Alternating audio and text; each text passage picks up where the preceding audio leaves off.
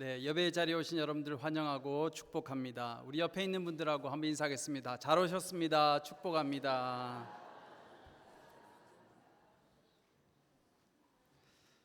작년에 제가 섬겼던 교회 성도님들과 함께 일본 나가사키로 성지순례를 다녀왔습니다.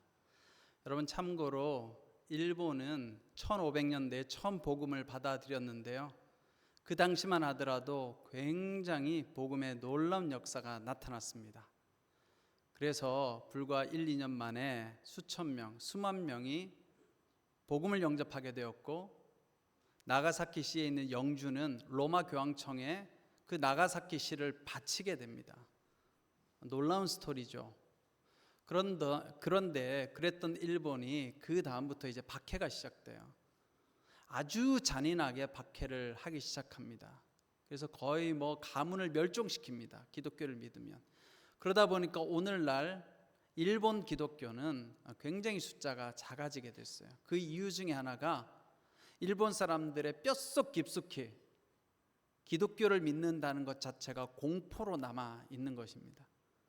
어쨌든 이 나가사키에 가면 정말 그 일본 기독교인들이 순교했던 모습들이 남아 있는데요, 그래서 제가 12분의 우리 권사님, 장로님들을 모시고 이제 갔습니다. 제가 계획을 짜고 제가 렌트카를 운전하고 가이드도 하고 또 해설도 했습니다. 첫 번째 한국에서 후쿠오카로 갑니다. 그리고 후쿠오카에서 첫째 날 목적지가 운젠이라고 하는 지역이었습니다. 그 운젠 지역에 가면 또 굉장히 기독교인들의 유적지가 많이 있습니다. 그래서 제가 첫째 날 이제 운전을 하니까 어떻게든 빨리 가야지, 빨리 도착해서 좀 쉬어야지, 이런 마음으로 열심히 운전을 했어요. 한 3시간, 4시간 걸리는 거리인데요. 그래서 여러분 이제 내비게이션을 딱 찾잖아요. 그래서 보통 해외 나가면 구글 내비게이션이 제일 많이 봅니다. 그래서 구글의 맵을 딱 찍었어요. 운젠 지역 제일 빠른 경로 딱 치고 갑니다. 그런데 지도를 보니까 약간 이상하긴 해요. 경로상에 육지가 있고 바다가 있고 또 육지로 이어지는 거예요. 중간에 바다가 있는 거예요. 도대체 이 바닷길은 어떻게 갈까? 그냥 제가 생각할 때는 대교가 놓여 있나 보다. 그래서 저는 그냥 그렇게 생각하고 열심히 이제 바다 앞에까지 갔습니다. 바다를 보고 마치 홍해 앞바다에 선 것처럼 막막했어요. 길이 없는 거예요. 도로가 없어요. 어떻게 됐는지 봤더니 자동차를 배에 실어서 그 배가 가는 항로를 내비게이션상에 표시했던 거예요. 문제는 그 배를 탈 수 있는 시간이 오후 3시까지인데 저희 일행이 도착한 시간은 오후 4시였어요. 배를 탈 수 없는 거죠. 큰일 났어요. 다시 돌아가야 됩니다. 그래서 제가 5시간을 운전해서 다시 돌아서 저녁 늦게 도착하게 되었어요. 그날 저는 이런 깨달음을 얻었습니다. 빠른 길이 늘 좋은 길은 아니라는 것을 정말 몸으로 체험하게 됐어요.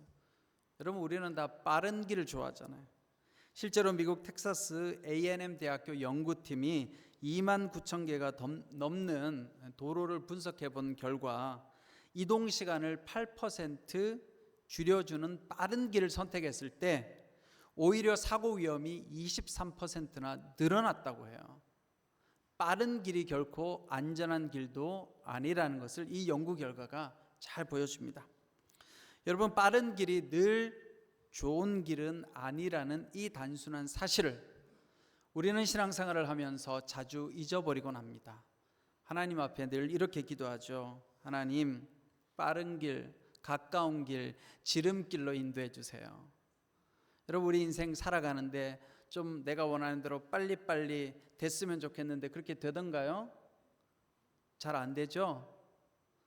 대답을 안 하시면 제가 반응을 해주셔야 돼요. 반응을.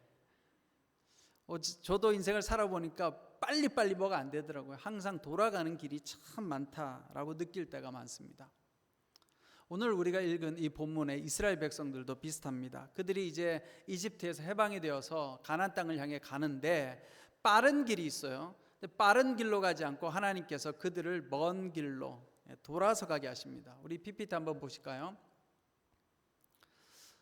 그림을 보시면 저기 보면 삼각형 모양 있죠. 왼쪽이 이집트예요, 여러분. 참고로 자, 위에 파란색이, 밑에 아래 파란색이 바다예요, 바다.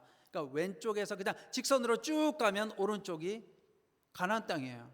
근데 이스라엘 백성들은 어떻게 가느냐? 저 쭉 가지 않고 한 장 넘겨볼까요? 이해하기 쉽게. 자, 저기 보면 왼쪽에서 그냥 위로 쭉 가면 되는데 어떻게 가요? 이스라엘 백성 밑으로 가요. 삼각형 모양으로. 아래로 내려왔다가 올라가요. V 표시. 일자로 가면 되는데 이스라엘 백성들이 어떻게 갔느냐? 아래로 내려와서 다시 올라가는 이 광야길을 갑니다. 네, 이제 PPT 넘겨주셔도 됩니다. 자, 여러분, 이스라엘 백성들이 빠른 길을 두고 이 돌아가는 광야길을 가게 되었는데요. 왜 하나님께서는 빠른 길로 인도하지 않고 돌아가는 길로 이스라엘 백성들을 인도했을까? 우리의 삶도 살다 보면 빠른 길이 아니라 돌아갈 때가 많은데 우리의 인생에 돌아가는 길이 어떤 의미가 있을까? 오늘 본문을 통해서 한번 살펴보도록 하겠습니다. 먼저 오늘 첫 번째 교훈을 같이 한번 보겠습니다. 시작. 하나님은 우리가 빨리 도착하는 것보다 성장하기를 원하십니다. 우리 17절 말씀 한번 읽어보겠습니다. 시작. 바로가 백성을 보낸 후에 블레셋 사람의 땅의 길은 가까울지라도 하나님이 그 길을 인도하지 아니하셨으니 이는 하나님이 말씀하시기를 이 백성이 전쟁을 하게 되면 마음을 돌이켜 애굽으로 돌아갈까 하셨습니다. 아멘. 여러분, 블레셋 사람의 땅의 길은 아까 보셨던 위에 있던 바다 있죠. 거기가 지중해예요. 그러니까 그 지중해 근처에 블레셋 사람들이 사는데 글로 가면 되는데 가장 최단길인데 그쪽으로 가지 않고 하나님은 이스라엘 백성들로 하여금 돌아가는 길을 가게 하셨죠. 왜 그런가? 오늘 말씀해 보니까 전쟁을 보면 이 이스라엘 백성들이 마음을 돌이켜서 다시 애굽으로 돌아갈까 봐, 그래서 하나님께서 빠른 길로 가지 않고 광야 길로 돌아가게 하셨다는 거예요. 우리는 이렇게 질문할 수 있죠. 아니, 하나님이 능력이 없으세요? 블레셋 사람들을 싸워서 이기게 하면 되잖아요. 우리가 알다시피 이제 요 다음 장면은 이스라엘 백성들이 홍해 바다를 건너고 또 아침과 저녁으로 만나와 메추라기를 먹으면서 하나님의 은혜와 능력을 경험하면서 갑니다. 그런데 하나님께서 그렇게 능력을 베풀면 빠른 길로 갈 수 있는데 왜 하나님은 이스라엘 백성들을 빠른 길로 데려가지 않았을까? 그러면 이유가 있어요. 이스라엘 백성들이 이집트에서 430년 동안 노예 생활을 했죠. 지금 몸은 자유로워졌어요. 그런데요, 430년 동안 노예 생활을 하다 보니까 그 몸 속에는 뭐가 있어요? 노예 근성이 있는 거예요. 노예 근성. 여러분, 노예 근성이 뭐예요? 그냥 시키는 대로 하는 거잖아요. 시키는 대로. 그리고 공산주의 사회의 특징이 뭐예요? 그냥 시키는 대로 하는 거예요. 주면 밥 먹고 일하고. 그러니까 주체적으로 자율적으로 할 수 없는 거예요. 하나님은 우리의 환경만 변하기를 원하시는 것이 아니라 우리의 마음이 변화되기를 원하신다는 거예요. 여러분, 우리가 기도하고 열심히 하나님 앞에 구하는데 당장 환경을 변화시켜 주셨어요. 할렐루야, 좋죠. 그런데 문제는 우리의 마음에 변화가 없으면 그 다음에 또 어려운 일이 생기면 또 어떻게 해요? 우리가 또 하나님 앞에서 두려워하고 불안하고 염려하잖아요. 하나님은 우리가 변화되어서 앞으로 남은 삶 가운데 더 은혜롭게 살아가기를 원하신다라는 사실입니다. 그런 점에서 하나님은 우리가 빠른 길로 가는 것보다 우리를 잘 빚으셔서 우리가 성장하기를 원하신다라는 사실입니다. 사랑하는 양육교회 성도 여러분, 우리 인생이 돌아가는 그 길에 대한 첫 번째 답이 오늘 말씀에 있는 거예요. 하나님은 우리의 문제를 즉시 해결해 주시기보다 그 문제를 통과하며 우리가 성숙해지는 것을 원하신다라는 것입니다. 혹시 여러분들의 삶에 힘들고 어려운 일들이 많죠? 여러분, 지금 빠른 길로 계속 질주하고 계십니까? 어떠세요? 저마다 다 돌아가는 길들이 있으시죠, 그렇죠? 그럴 때 힘들지만 하나님을 바라보시기 바랍니다. 하나님께서 여러분들과 함께 하시고 여러분들의 길을 인도해 주실 줄 믿습니다. 우리 두 번째 교훈을 한번 보겠습니다. 읽겠습니다. 시작. 광야 길은 하나님의 약속을 다시 붙드는 시간입니다. 자, 이제 하나님께서 이스라엘 백성들을 블레셋 길이 아니라 광야의 길로 돌아가게 하셨습니다. 여러분, 그런데 광야 길이라고 표현했지만 사실 광야는 제가 지난주 설교했듯이 길이 없는 곳이 광야잖아요. 그렇죠? 길이 없어요. 광야에는 먹을 물도 없고 양식도 없고 길도 없습니다. 참 광야는 힘든 곳이에요. 그런데 영적으로는요, 광야가 참 중요합니다. 여러분, 광야에서 사람은 혼자 살 수 없습니다. 오직 하나님만 바라보아야만 살 수 있는 곳이 광야예요. 여러분, 우리의 인생이 그렇지 않습니까? 내 힘으로 열심히 살아봤는데요. 여러분 다 열심히 사셨잖아요. 열심히 살았는데 내가 열심히 산 것만큼 결과가 팍팍팍 나오던가요? 그러면 이 땅이 천국이에요, 여러분. 내가 일한 만큼 보상이 주어지고 내가 노력한 만큼 잘 되면 더 이상 걱정이 없어요, 이 땅은. 그런데 그런 현실은 없어요. 아무리 열심히 살아도, 아무리 자녀를 잘 양육해도 어느 날 자녀가 다른 길로 가 있고, 내가 열심히 돈을 모았는데 아무리 모아도 어느 날 사고 하나 터지면, 그죠? 목돈이 확 나가고. 그럼 우리 뜻대로 안 되는 게 인생이에요. 그래서 여러분, 중요한 것은 이 광야를 통해서 하나님을 바라보게 되는 훈련을 하는 장소가 광야입니다. 여러분, 힘들고 어려울 때 우리가 기도하잖아요. 기도하다 보면 하나님을 만나게 돼요. 그러나 기도하지 않으면 하나님을 만날 수가 없죠. 이 광야길의 한복판에서 오늘 의미심장한 장면이 등장합니다. 18절과 19절을 한번 읽겠습니다. 시작. 그러므로 하나님이 홍해의 광야길로 돌려 백성을 인도하시매 이스라엘 자손이 애굽 땅에서 대열을 지어 나올 때에 모세가 요셉의 유고를 가졌으니 이는 요셉이 이스라엘 자손으로 단단히 맹세하게 하여 이르기를 하나님이 반드시 너희를 찾아오시리니 너희는 내 유고를 여기서 가지고 나가라 하였음이더라. 아멘. 자, 이스라엘 백성들이 오랫동안 학수고대했던, 이제 하나님의 도움을 받아서 모세로 인해서 이집트 땅을 탈출하여 광야를 지나 가나안 땅으로 가죠. 그런데 이 행렬 가운데 모세가 요셉의 유고를 메고 갑니다. 여러분, 요셉이 430년 전에 예언을 했어요. 유언을 남깁니다. 하나님께서 너희들을 꼭 찾아올 거다.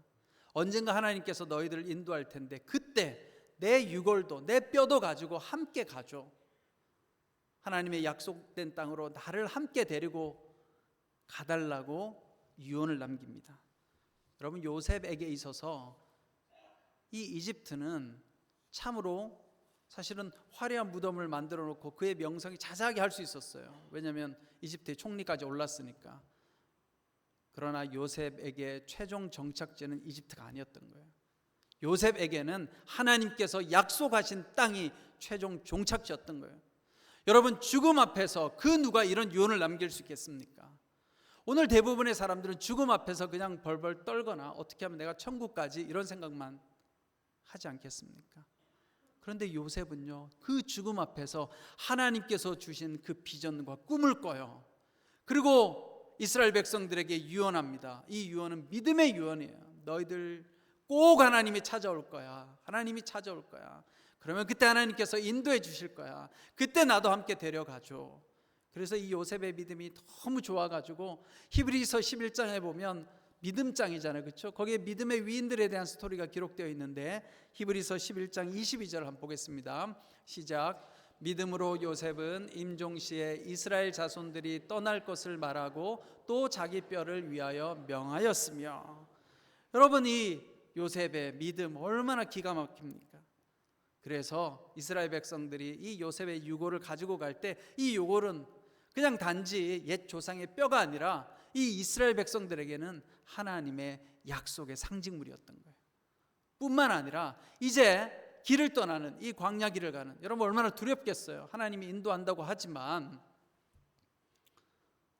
여러분, 성경을 잘 보면요, 가나안 땅을 주셨다고 했는데 사실은 거기 가나안 땅에 거류민들이 살아요.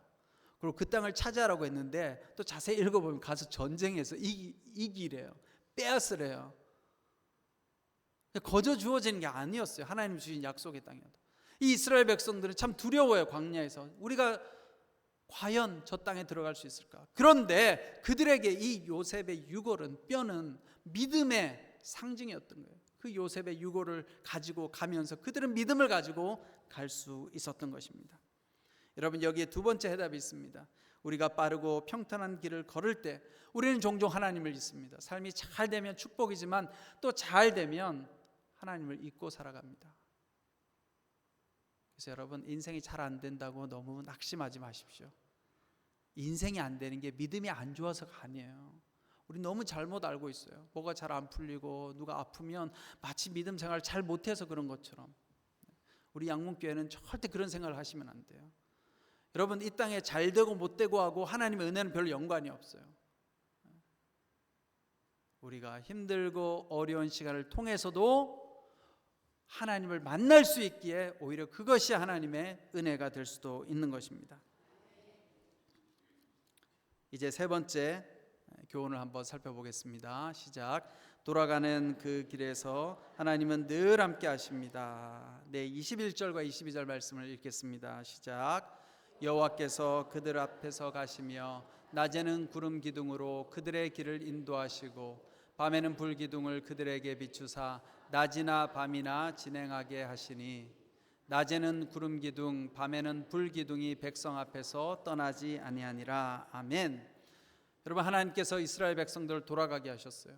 때로는 우리의 인생이 돌아가는 것 같아요. 아무리 기도해도 하나님께서 응답이 없으시고 계속 내 삶은 변화가 없는 것 같고 그 자리에 있는 것처럼 느껴져요. 그러나 오늘 말씀은 뭐라고 이야기합니까? 하나님께서 이스라엘 백성 앞에서 앞서가셨대요. 인도하신다고 말씀합니다.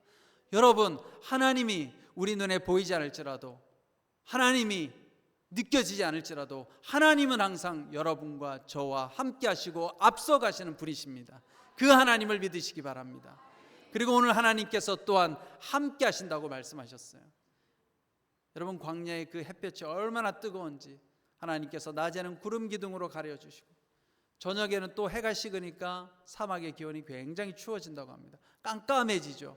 그때 하나님께서 또 불기둥으로 빛으로 비추어 주신다라고 말씀합니다. 하나님은 어떤 분이냐?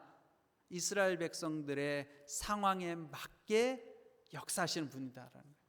하나님은 오늘 여러분과 저의 상황에 맞게 우리의 필요를 채워주시고 도와주시는 분이십니다. 하나님 앞에 여러분 기도하십시오. 돌아가는 것처럼 보일지라도 언젠가는 하나님께서 여러분들을 우리가 가야 될 종착지 가나안 땅으로 인도해 주실 줄 믿습니다. 여러분, 광야를 갈 때 가장 힘든 것이 무엇입니까? 첫 번째는 길이 없는 것이 광야잖아요. 여러분, 인생을 살아가면서 여러분들 뭐가 힘드셨어요? 다 처음 가보는 길이잖아요. 제가 지난번에도 이야기했지만 우리는 다 인생길이 처음 가보는 길이에요. 두 번 가보는 길은 없어요. 그래서 인생의 광야길이 힘든 거죠. 두 번째는요, 광야길은 외로워요. 혼자 가는 길이에요. 여러분, 인생도 외로워요. 그렇죠? 외롭습니다.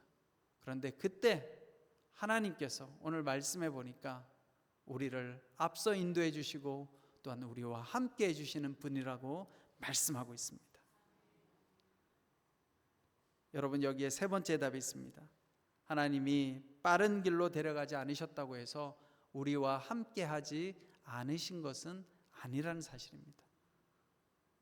인생이 계속 돌아가는 것 같고 형통하지 않은 것 같고 잘 풀리지 않는 것처럼 느껴질지라도 아니요, 하나님은 우리와 함께 하시는 분이십니다. 여러분, 제가 인생 살면서 제 전공이 상담학을 전공했거든요. 그래서 상담을 많이 했어요, 사람들을. 그래서 상담을 하다 보면 참고로 제가 이제 미리 이야기해 드릴게요. 성도님은 상담하지 않습니다. 참고로 저는 모르는 사람만 상담을 합니다. 이게 이제 상담 윤리 때문에 그렇습니다. 아무튼 상담을 하다 보면요, 이런 걸 느껴요. 그 어떤 사람도 완전히 행복한 사람은 없어요, 세상에. 다 힘든 게 한두 가지씩 있어요. 그러니까 여러분, 누가 이렇게 잘 되는 것처럼 보이면 참 부러워 보이잖아요. 부러워하지 마세요. 그 사람도 물어보면 다 힘든, 말 못할 속사정이 다 있어요, 여러분. 그리고 나만 힘든 것 같잖아요, 또. 그래서 좀 속상하고 억울할 때가 있잖아요. 하나님 왜 나만 이렇게 힘들게? 아니에요, 여러분. 다 힘들어요, 다. 그냥 안 그런 척하고 사는 거예요. 그러니까 여러분, 내가 좀 힘든 일이 많다. 다 똑같지, 다 똑같지. 하나님 바라보면 되는 거예요. 우리가 이 땅 사는 동안은 다 힘들어요, 여러분. 하나님 나라 가야만 우리의 눈물과 수고가 다 없어져요. 그러나 그 가는 길에 하나님의 손을 붙들면 어떻게 가요? 좀 더 덜 불안하고 덜 힘들게 평안한 가운데 그렇게 갈 수 있는 것이죠. 사랑하는 성도 여러분, 오늘 우리가 던진 질문은 이것이었습니다. 전능하신 하나님께서 능력이 있으신데 왜 우리의 인생을 빠른 길로 인도하지 않고 늘 하나님은 우리의 길을 돌아가게 하셨을까? 첫 번째는 하나님은 우리가 빨리 도착하는 것보다 우리가 성장하는 것을 원하신다. 이제 여기 아멘이 안 나오신 분들은 그래도 나는 빨리 가고 싶어요. 우리 찬양대는 믿음이 좋으셔가지고, 네, 그렇죠. 빨리 가고 싶죠. 저도 빨리 가고 싶은데 여러분 빨리 안 가죠, 그렇죠? 네. 그래서 우리가 신앙은 해석이 중요해요. 힘들고 어려울 때 하나님을 바라보고 잘 해석하는 사람이 믿음의 사람인 거예요, 여러분. 두 번째는 돌아가는 광야 길을 통해서 잊었던 약속을 다시 붙들게 하는 거예요. 우리가 돌아가다 보면 어떻게 해요? 몸부림치다 결국 하나님 앞에 나가잖아요. 주님, 저를 좀 도와주세요. 살려주세요. 세 번째는 무엇보다도 우리가 가는 길 외로운 것처럼 보이고 하나님이 멀리 계신 것처럼 보이지만 하나님이 우리와 함께 하신다는 거예요. 여러분, 양문교회 가운데 하나님이 함께 하세요. 여러분들이 그동안 어떻게 보면 외로우셨잖아요. 제가 보니까 거의 광야 수준의 양문교회 위치가 깜짝 놀랐어요. 야, 여기 어떻게 교회가 있지? 여기 어떻게 이 많은 분들이 오시지? 예, 여러분들은 정말 광야 가운데서 이 길을 탁 지키고 계셨잖아요, 교회를. 근데 이제 조금 있으면 이제 우리 양문교회도 가나안으로 들어가 가지고 다시 놀랍게 역사하는 하나님의 은혜를 경험할 줄 믿습니다. 여러분, 이 모든 하나님의 인도하심은 예수 그리스도를 통해서 완성이 되었습니다. 광야에서 앞서서 우리를 인도하셨던 그 하나님이 인간의 몸을 입고 예수 그리스도로 우리 가운데 오셨어요. 그리고 우리에게 보여주시고 길을 안내해 주셨죠. 내가 곧 길이요 진리요 생명이니, 내가 길이라고 말씀하셨어요. 우리는 어디로 가야 될지 알아요. 주님을 붙들고 나아가면 되는 것입니다. 여러분, 주님도요 우리처럼 멀리 돌아가는 길을 택하셨어요. 십자가의 길을 택하셨습니다. 그냥 하나님 십자가 거두어 주시고 바로 구원해 주세요, 하나님 그렇게 하실 수 있잖아요. 그런데 그러지 않으셨죠. 돌아가는 길, 힘든 길, 십자가의 길을 통해서 하나님의 사랑을 우리에게 보여주셨습니다. 우리가 그 주님의 손을 붙들고 나아가면 우리의 인생이 빠른 길은 아닐지라도 하나님은 돌아가는 우리 길 가운데 늘 함께 하시고 우리의 삶을 인도해 주실 줄 믿습니다. 여러분, 혹시 지금 내 인생이 광야와 같이 돌아가는 길에 있는 것처럼 느껴진다면 낙심하지 마세요. 하나님을 붙드시면 하나님께서 반드시 피할 길을 주시고 여러분들과 함께 동행해 주실 줄 믿습니다. 그 하나님을 바라보는 여러분 되시기를 축원합니다. 기도하겠습니다. 사랑과 은혜가 많으신 주님,